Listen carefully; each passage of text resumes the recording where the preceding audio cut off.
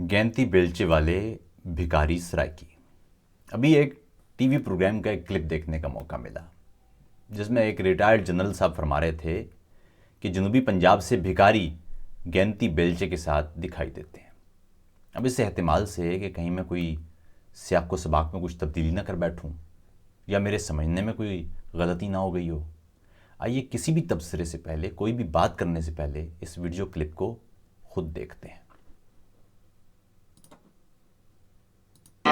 जो सदन पंजाब से आए हैं उन्होंने घर किराए पे लिए हुए हैं। एक घर के 25 आदमी हैं, 25 के 25 भीख मांग रहे हैं। शाम को 25,000 रुपया जमा करके जाते हैं और उस दिन का किराया, उनके उस घर का किराया 1,000 रुपया है। ये प्रोफेशनल भिखारी यस हैं। ये जो बेलचा उठा के सड़कों पे बैठे हैं, ये मजदूरी की तलाश में नहीं है। ये बेलचा और गैंती सिंबल है एक भिखारी का, जो वो अपने ऊपर तारी करके बैठा हुआ है। इतने बुरे हालात नहीं है। यह आपने खुद मुलाहिजा कर लिया। इस मुल्क का क़याम तकसीम के एक नज़रिए की बुनियाद पर हुआ था और उसके बाद किसी जगह पर ठहर कर सांस लेकर मज़ीद तफरीक का रास्ता रोकने की बजाय तकसीम दर तकसीम की एक ऐसी हवा चलाई गई कि हम खुद इफ्तराक और नफाक का एक चेहरा बनकर रह गए हैं। अब सवाल ये तो खैर क्या पूछा जाए कि साहब ये जनरल साहब कोई माहिर सियासियात हैं, माहिर मईशत हैं, माहिर बशरियात हैं, माहिर समाजियात हैं, माहिर इमरानियात हैं, कौन हैं? इन्होंने कौन सा एम्पेरिकल डेटा एनालिसिस किया है या किस बुनियाद पर ये यहाँ तबसरा निगारी फरमा रहे हैं? इनका टीवी पर क्या काम है? किसी दिफाई मौजू पर बात हो तो चलिए समझ में आता है कि किसी फ़ौजी से उसका तजर्बा पूछ लिया जाए। हालांकि सच्ची बात यह है कि दिफाई उमूर के लिए भी जो डेटा एनालिसिस दरकार होता है वो फ़ौजियों का शोबा नहीं होता। लेकिन चलिए फिर भी एक लम्हे को समझ लेते हैं कि दिफाई उमूर पर उनकी राय ले ली जाए। लेकिन और चलिए ये भी अब समझ लीजिए कि संजीदा और हसास समाजी मौज़ूआत पर ये गुफ्तगू के लिए मालूम नहीं है ऐसे अफराद को क्यों बुलाया जाता है। कुछ अरसे पहले एक जनरल साहब वो टीवी पर बैठ के फरमा रहे थे कि गिलगित बल्तिस्तान के लोग गद्दार होते हैं। अच्छा, ये तो खैर एंकर और टीवी मालिकान बेहतर बता सकते हैं कि ऐसे लोगों को क्यों बुलाया जाता है। लेकिन आइए जनरल साहब को इन भिखारी सराइकियों की कुछ तारीख बता देते हैं। लगता है कि तारीख का इल्म भी कमज़ोर है। जब पाकिस्तान बना तो उस वक्त ये सराइकी भिखारी नहीं थे, बल्कि ख़ुद रियासत पाकिस्तान के पास अपने मुलाजमीन बशमूल फ़ौजियों को देने के लिए तनख्वाह नहीं थी। तब बहावलपुर रियासत यानी इन सराइकियों की रियासत के नवाब सादिक मोहम्मद ख़ान पंजुम ने उस वक्त 7 मिलियन रुपए दिए थे। उस वक्त 7 मिलियन रुपए। इसके बदले में इस वक्त बहावलपुर यकीनन एक भिखारी की हालत में तब्दील हो चुका है। ये सबसे खाता पीता एक यूँ समझिए सबसे खाती पीती अमीर रियासत थी। 5 अक्टूबर 1947 को बहावलपुर रियासत ने गालिबन रियासत पाकिस्तान में इल्हाक के माहदे पर दस्तखत किए थे। इस मुल्क में इन अताई समाजी माहिरीन और तबसराकारों की मजमूई हालत यह है कि पहले ये लोग महकूम बनाने, गरीब करने, तालीमी निज़ाम को तबाह करने, लोगों पर मजालिम और उनको ग़ुलाम बनाकर उनका इस्तेहसाल करने वालों में शामिल होते हैं। फिर उनका दिफा करते हैं ताकि बाद में इन्हीं मुतासिरा लोगों को गुर्बत, महकूमियत, ग़ुलामी और इस्तेहसाल पर ताने दे सकें, गाली दे सकें। गोरे का कुलिया था डिवाइड एंड रूल, यानी लोगों को तकसीम करो और हुकूमत करो। गोरा चला गया लेकिन उसका कुलिया भी यहीं रह गया और उसके कुलिये पर अमल के लिए उसका साथ देने वाले भी वो हमारी जान छोड़ने को तैयार नहीं है। मुल्क में नस्ली तकसीम और बाहमी गलत फहमियों बल्कि बदतरीन तफरीक और तजलील की हालत ये है कि कश्मीरी बुज़दिल होते हैं, पश्तून कोड़ मकज़ होते हैं, सिंधी डाकू होते हैं, महाजर इंडियन एजेंट होते हैं, बलोच गद्दार होते हैं और अब सराइकी भिखारी होते हैं। फिर इन नस्लों के अंदर मज़हब, फ़िरक़ों और मसलकों की तकसीम। अब गिलगित बल्तिस्तान में हुकूक के लिए मुजाहरा हो तो वहाँ शिया सुन्नी लड़ाई शुरू हो जाती है।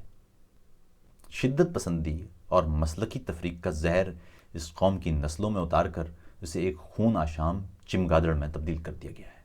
और खून है कि बस बहता चला जा रहा है, तकसीम है कि होती चली जा रही है, गाली है कि दी जाती चली जा रही है। अजीब बात यह है कि जो आपको ये कहता मिलता है कि कोई पंजाबी, बलोच, सिंधी, महाजर वगैरह नहीं होता, हम सब पाकिस्तानी हैं, वही इस तकसीम का सबसे बड़ा मुहर्रिक भी है।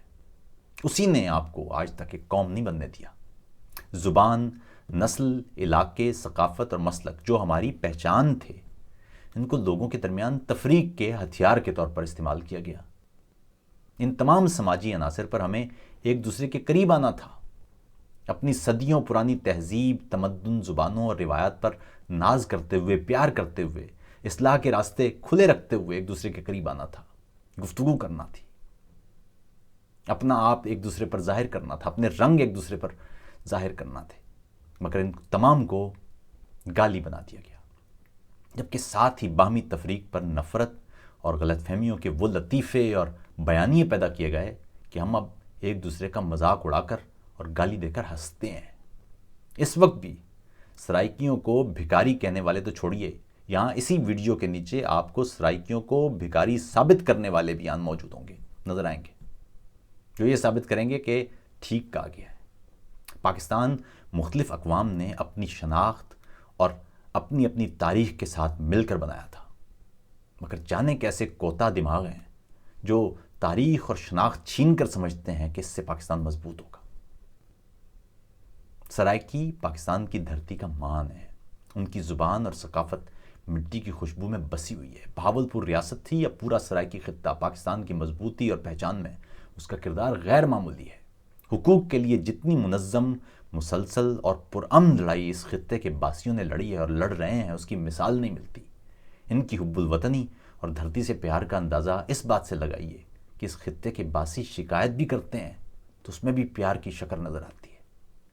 بے شمار مسائل ہیں، تعلیم گاہوں کے مسائل ہیں، غربت ہے، صحت کی بنیادی سہولیتیں نہ ہونے کی برابر ہیں، انصاف کی ایوانوں تک رسائی ممکن نہیں ہے، لیکن اس کے باوجود وہ پرامن انداز سے اپنے حقوق کے لیے آواز اٹھا رہے ہیں۔ جنرل صاحب، یہ گینتی بیلچے والے مزدور بھکاری نہیں، غریب ہیں، اور آپ خود سے سوال کیجئے گا کہ یہ غریب کیوں ہیں؟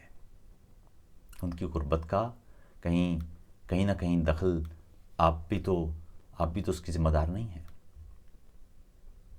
قسم لے لیجئے جنرل صاحب، ان مزدوروں کے پیروں پر لگی خاک، رزق کے لیے زمین کے سینے چیرنے کے لیے ان کی گینتی اور بیلچے کی دھار اور تگ و دو اور دھوپ کی تمازت سے ان کا جھلستا بدن اس زمین کا فخر ہے۔